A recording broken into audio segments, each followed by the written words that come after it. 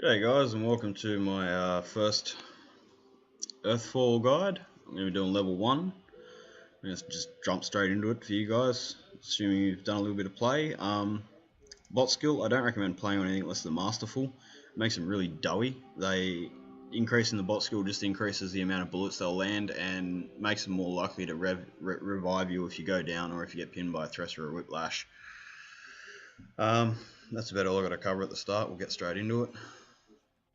Quite like the game so far, I must say that. It's exceeded my expectations. I was looking for a new Left 4 Dead, seen this in early access and thought I'll give that a go, and it's blown me away so far. Just coming up to 100 hours of play now and I'm still quite enthralled in it.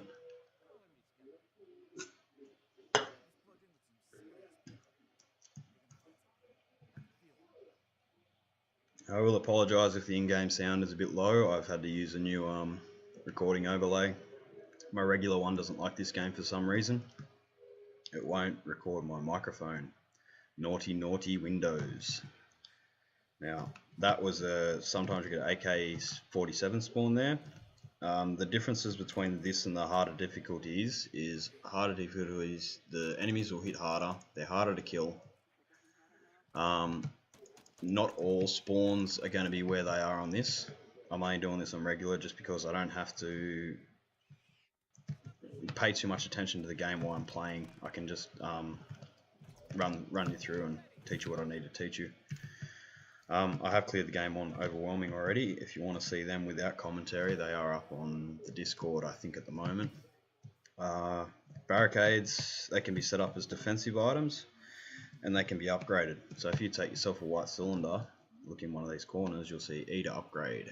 That'll turn it into a firewall. Now that lasts in as long as the barricade lasts.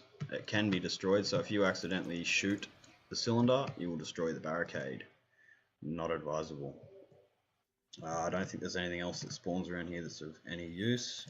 So we'll just continue on. You can use the barricades here if you want. You don't have to set them up in that room like I just did. Nothing is set concrete in this game.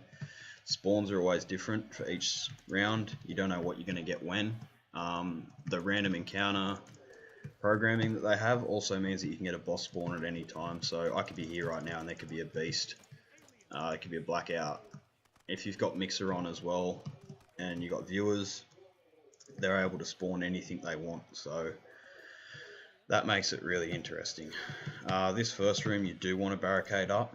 If it's your first few times through, it's advisable. MP5 is one of the nicer guns for a new person to start using. Melee weapons are alright as well. I don't recommend them on high difficulty. You'll take too much damage from enemies trying to get close enough to do damage. So it's not advisable. There's one more spawn over here that I should tell you about, which is usually a heal item or two. Best to save your stim packs. Stim packs are like an extra life. If you've got 3 people down and you've got, say, a beast on your bum, best way to get everyone up is to kite that beast away as far as you can, and then on your return lap, hit your stim pack and you'll run faster and you'll rev faster. So getting someone up will take half to a quarter of the time that it would normally, which is really good in a situation where, like I said, you've got a beast on your bum, 3 other players are down and you need to get someone up to help put the damage in on the beast so you can make it through. There's usually a med kit in this first room.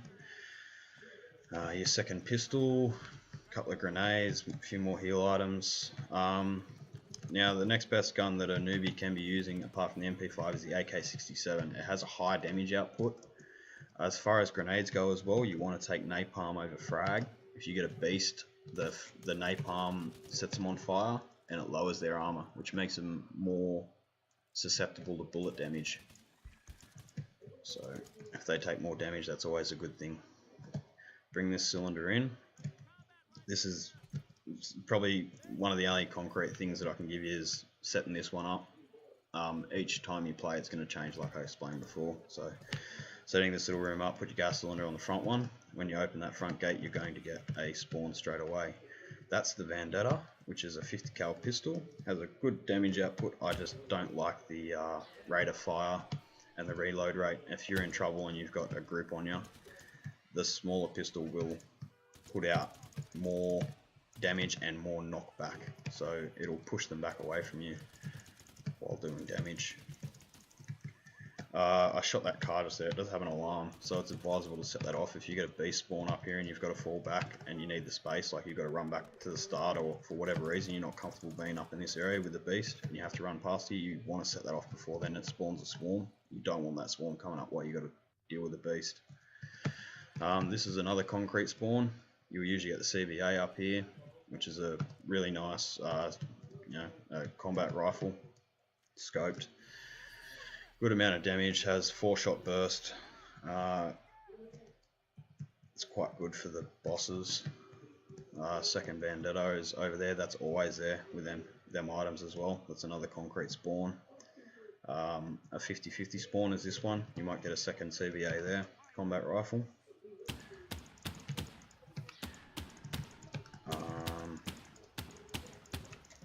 The green ones, yeah, you can dodge their projectiles if you time it right. If you're stepping in one direction, they'll fire in that direction, so just change your direction and jump and you'll generally avoid them. That's an enrager. You want to take them out priority. As you can see now, all these little guys are red.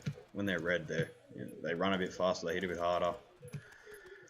And I think they'll take a bullet or two more to take down. The higher difficulties, you'll definitely notice it. You don't want a swarm coming through while you've got an enrager hiding behind a fence or something. You want to try and take them out. Continuing on to the objective, you've always got 2 heal kits there. You've always got another CVA there. It is advisable to spread these gas cylinders out if you can. I'm not sure if that was a beast spawn that I just heard there. I got the sound right down so I can't hear the announcers, which is a bit annoying, but if it helps, yeah, I think that was a beast. Yeah, beast. Who's he on? So the beast will target one person and he'll stay on that person until they die or go down. Best just to stay out of that person's way, let them kite, try to keep the little guys off them. If you get a beast, like I said, you set him on fire, you're doing a good thing. So you get him running near a barrel or something, blow it up. Now he's just taken 1 down, 2 down, now he's on me. So I'll just run away, make myself some kite space. Watch them fireballs, they hurt. I'm going to fall back here because I'm not comfortable with fighting in there. There's too much objects to get caught on. But usually with this spawn, you take out all the little guys, no more little guys will spawn. Watch them rockets, they are bloody dangerous. Hide behind objects, do whatever you can. Set him on fire, that helps. Shooting him from the front isn't advisable. When you've got him targeting someone else, you want to try and get behind him, and there's a little plate on his lower back, which is red. If you can shoot that, you get a higher damage output on him than you will shooting him anywhere else. I don't know where he's just gone. The thing is, he can jump fences, so I've got to watch him. Not advisable to take your eyes off him because you don't know where he'll pop up next. So if you're the one kiting, just keep watching him like I'm doing now. Pop your head out, have a look. I've got plenty of room down here to play him. I've come a long way from everyone else. This isn't advisable. If you can avoid doing that, it's definitely better. I've got to go back there and try and revive them. So I'll try to show you my stim pack little trick there. Now, while I've got plenty of room, I was going to try and kite him up, but that shot killed him. Let's keep going. I do need ammo. Just hope I don't get something stupid spawn while I'm trying to do this.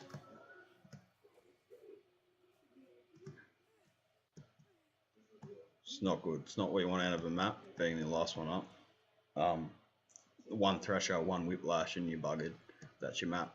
So sometimes it's unavoidable, everyone will go down, but the AI is pretty retarded. If you're playing solo, expect them to do silly things. So I've just stimmed just for the sake of showing you.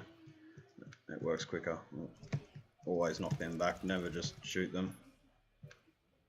If I was trying to revive them and he come up and exploded, that would have been quite a mess. Best to just get everyone up.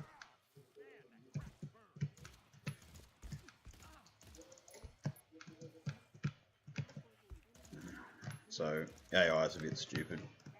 Sometimes it does stuff, sometimes it doesn't. has no priority sort of thing. If you get a blackout or something and you go down, do not expect the AI to revive you. It's a bad time to die. You listening, devs? Work on that AI. That's about the only downfall I see of the game. AI is not the smartest, but the argument there is this isn't really a game that you want to be playing with the AI. It's best played with 4 other players. I'm only doing this with the AI just because it makes the stage a lot simpler. I'm not trying to explain to someone to help me out or anything.